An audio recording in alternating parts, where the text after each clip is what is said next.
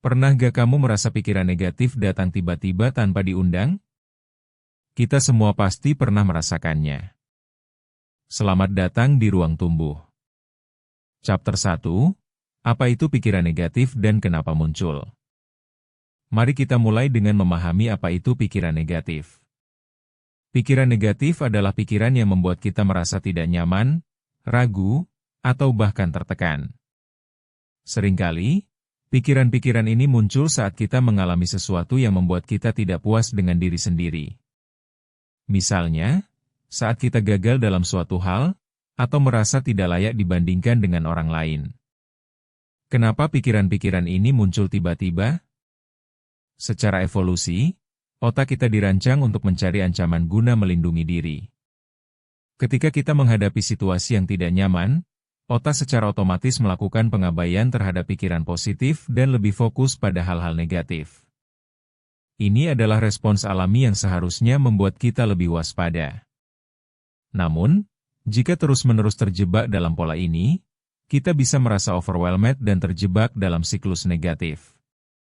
Maka dari itu, penting sekali untuk mengenali kapan pikiran negatif muncul dan apa penyebabnya. Salah satu penyebab yang sering terjadi adalah tekanan dalam lingkungan sosial dan profesional yang bisa memperparah keadaan mental kita. Memahami proses ini adalah langkah pertama untuk mengatasi dan melawan pikiran negatif yang datang tiba-tiba. Chapter 2, kaitkan dengan kebiasaan sehari-hari. Sehari-hari, kita sering terpapar berbagai situasi dan informasi. Kini, bayangkan saat kamu membuka media sosial. Tanpa disadari, kita bisa terpengaruh oleh konten-konten yang kita konsumsi. Misalnya, melihat teman-teman yang memiliki pencapaian luar biasa bisa memicu perasaan kurang berharga. Pikiran negatif bisa muncul ketika kita membandingkan diri kita dengan orang lain. Kebiasaan ini, jika tidak diatasi, akan membuat otak kita lebih rentan terhadap pikiran negatif. Ini seringkali terjadi saat kamu merasa bahwa orang lain lebih sukses atau lebih bahagia daripada dirimu. Jadi, penting untuk tahu bagaimana kita bisa mengendalikan kebiasaan ini. Salah satunya dengan mengatur waktu pemakaian media sosial dan memilih konten yang positif. Cobalah untuk mengikuti akun yang memberikan inspirasi atau informasi yang bermanfaat. Dengan demikian, kita bisa membangun kebiasaan baru yang lebih mendukung pemikiran positif dan mengurangi perbandingan sosial yang seringkali tidak sehat. Chapter 3, menghadapi overthinking. Overthinking adalah musuh terbesar kita saat berhadapan dengan pikiran negatif. Ketika kita terus-menerus memikirkan sesuatu hingga berlarut-larut, kita memberi ruang lebih kepada pikiran negatif untuk berkembang. Jadi, bagaimana cara menghadapi ini? Pertama, kamu bisa mencoba untuk menyadari ketika kamu mulai overthinking. Cobalah untuk mencatat pikiran-pikiran tersebut dan analisis apakah ada pola yang muncul. Setelah itu, tentukan waktu khusus untuk merenung. Misalnya, beri diri waktu Oktober 15 menit untuk memikirkan masalah yang sedang kamu hadapi. Selanjutnya, alihkan perhatianmu dengan kegiatan lain, seperti berolahraga, mendengarkan musik, atau berkumpul dengan teman. Ini bisa menjadi cara yang efektif untuk mengubah fokus pikiranmu.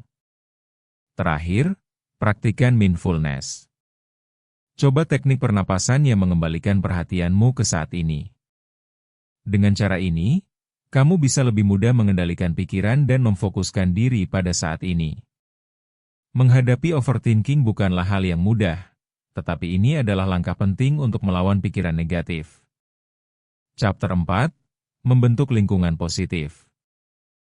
Lingkungan di sekitar kita sangat berpengaruh pada pola pikir kita.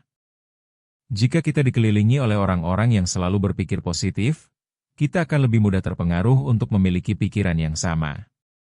Sebagai contoh, berinteraksi dengan mereka yang senantiasa mendukung dan memberi motivasi akan meningkatkan semangat kita.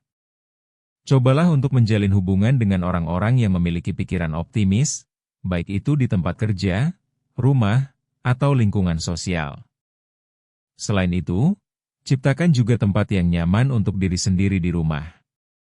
Ini bisa mencakup pengaturan ruang yang bersih dan rapi, penggunaan warna-warna cerah, atau menambahkan elemen-elemen yang kamu sukai. Tanpa disadari, suasana yang tidak nyaman dapat memengaruhi mood kita. Jadi, perhatikan elemen-elemen di sekitar yang dapat meningkatkan suasana hati, seperti tanaman hias atau foto-foto yang membawa kenangan positif. Lingkungan yang positif akan membantu mencegah pikiran negatif muncul dan mendukung pertumbuhan pribadi kita, sehingga kita bisa menghadapi kehidupan dengan lebih semangat. Chapter 5, Kekuatan Persuasif Diri Sendiri. Setelah mengenali dan menghadapi pikiran negatif, kita perlu belajar bersikap persuasif pada diri sendiri. Ini dapat dilakukan dengan praktik afirmasi positif. Misalnya, tuliskan atau ucapkan kalimat-kalimat yang mendorong diri untuk melihat sisi baik dari segala situasi yang dihadapi. Selain itu, cobalah untuk memberi penghargaan pada setiap pencapaian kecil yang kamu raih, sekecil apapun itu. Mengakui setiap langkah maju akan membantu membangun rasa percaya diri. Ketika kita melatih diri untuk lebih sering memikirkan hal-hal positif, kita akan membentuk pola pikir yang lebih sehat. Pelan-pelan, ini akan membantumu mengubah cara pandang terhadap diri sendiri dan situasi yang dihadapi. Ingatlah bahwa semua orang memiliki perjuangannya masing-masing. Tidak ada yang sempurna, dan itu adalah bagian dari kehidupan. Luangkan waktu untuk merenung dan bersyukur atas hal-hal yang telah kamu capai.